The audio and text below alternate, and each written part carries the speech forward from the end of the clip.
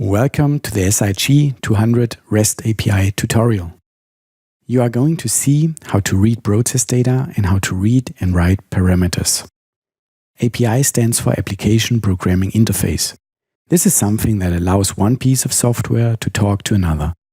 A REST API defines a set of functions, which developers can perform requests and receive responses via HTTP protocol such as GET and POST. Because REST APIs use HTTP, they can be used by practically any programming language and are easy to test. We have connected a SIG sensor to the SIG200.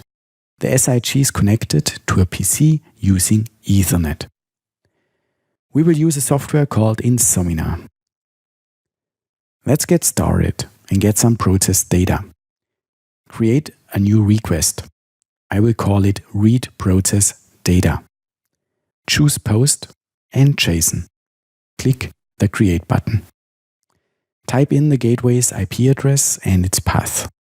You will find more information in the operating manual. Create a header and type in the port number. The sensor is connected to port number 1. This is a 0. Type in process data in. There is no target in front of the sensor right now. Send the post. There is the answer on the right window. Process data 1 means threshold 1.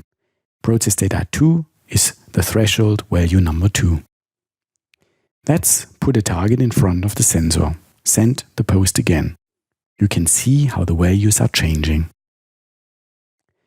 A similar procedure works for reading parameters. We have prepared a post and call it now. Let's read out the application-specific tag. The answer is 3 asterisks. We will rename the application-specific tag by sending a new name to the device. Create a new request. Type in the address and the folders, followed by write device. The port number stays the same. You will get the variable's name out of the corresponding sensor's IODD. That is the device file.